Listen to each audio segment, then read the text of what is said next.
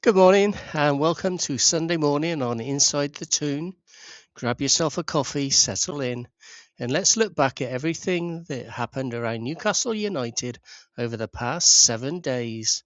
From transfer rumours to the biggest talking points, this is the week that was. I'm Ken, the Inside The Toon Guy. Let's do it, shall we? It's match day, it's Liverpool, and it's at St James's. In honour of the late departed Kevin Keegan, if you're going, shed a tear for me. And then cheer the lads on, because that's what Kevin would want. A huge week lies ahead for Newcastle as Mateus continues shaping his side ahead of Liverpool. 3 games in 5 days against Everton, Bayern Leverkusen and Strasbourg should provide major clues about the potential 11 tactical approach in the squad hierarchy going forward. Life after Bruno remains the biggest question in midfield, while Hornacek and the Pope battle for number 1 will play out, although Pope looks to be losing that now. Stir, Bamba and Toure also have opportunities to force themselves into contention. Results matter, but performances, fitness and selection decisions matter more. And by Sunday night, Newcastle should have a far clearer picture of where they stand. And then comes Liverpool. So it's the last of our pre-season games against Strasbourg on Sunday the 16th. When we drew 1-1. They scored a late goal. Malik Chow scored a nice goal. We looked decent in the first half. We struggled slightly in the second half. And eventually we lost 3-2 on penalties.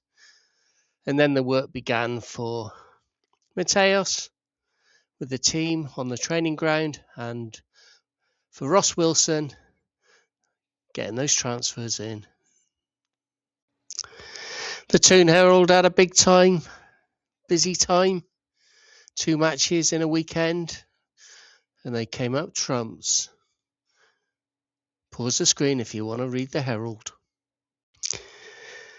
We are repeatedly told that pre-season match results don't matter. However, here's a few that didn't matter. MatchDay is officially a Newcastle United player, but could he be thrown straight into the team against Liverpool? With injuries beginning to mount before Sunday's opening, Mateus may already need his newest signing. And could MatchDay go straight into the Newcastle starting 11?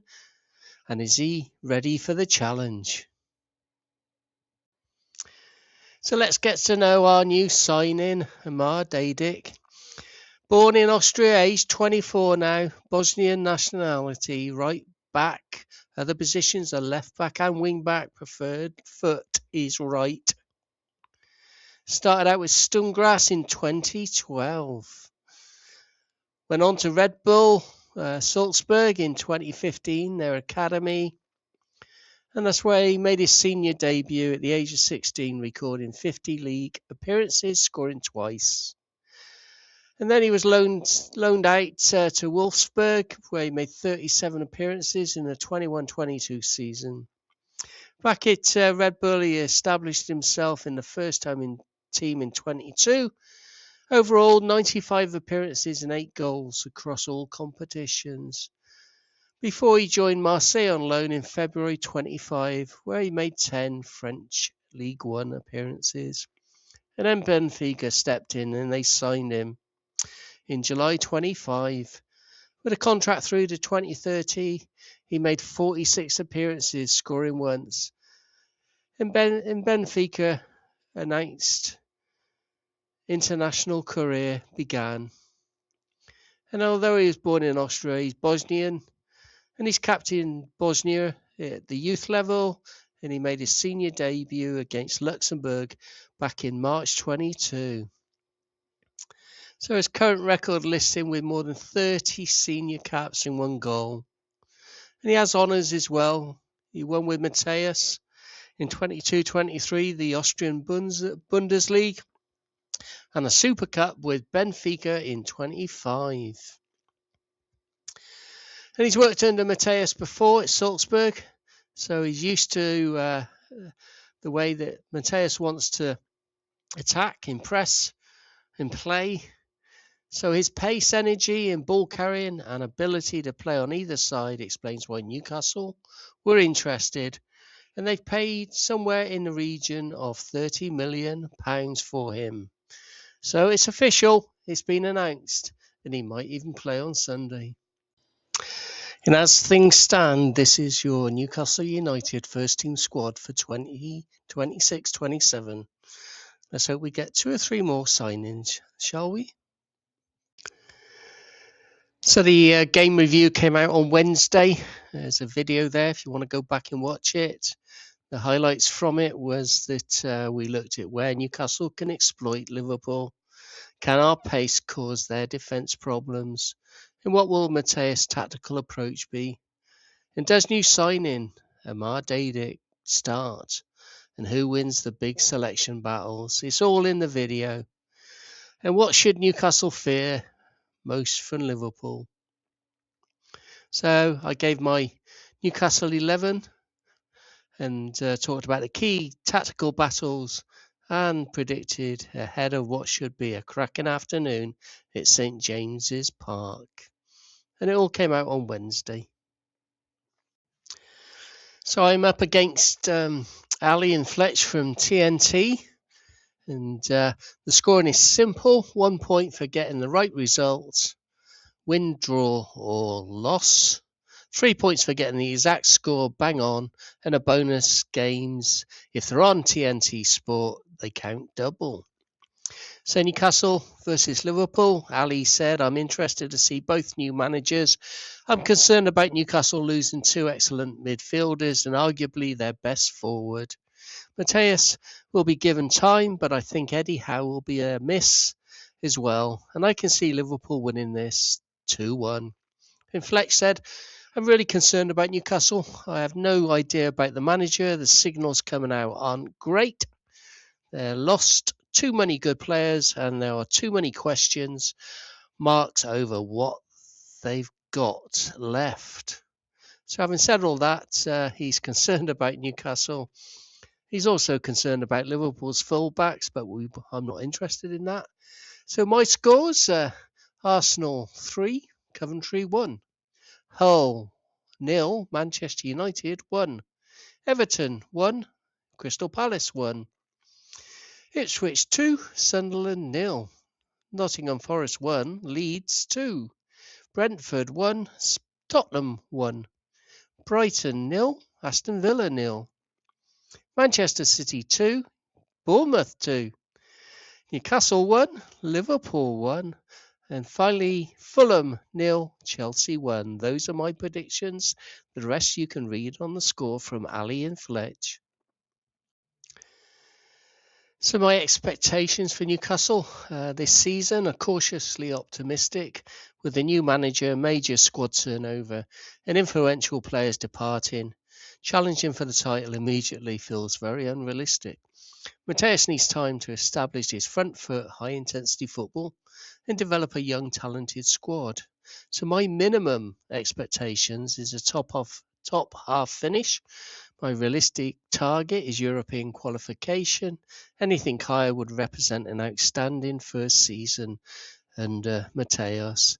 And obviously the key question is, can Newcastle excite a new era produce results quickly enough? So a successful season would be qualifying for Europe, finishing between 6th and 8th, reaching the latter stages of a domestic cup or even getting to a cup final, seeing the new signings develop, creating a clear identity under Matthias and making St James's Park a fortress again. Biggest concerns are experience, midfield leadership, injuries and whether the team can deliver consistently. And can Newcastle's exciting new era produce results quickly enough? We're going to have to wait and see. So the Sky supercomputer predicts Newcastle finishing 13th with 0% chance of winning the title, 0% of getting into the top 4, 7% of being in a relegation chance, but were predicted one place below Fulham, but were also predicted above Leeds and Sunderland.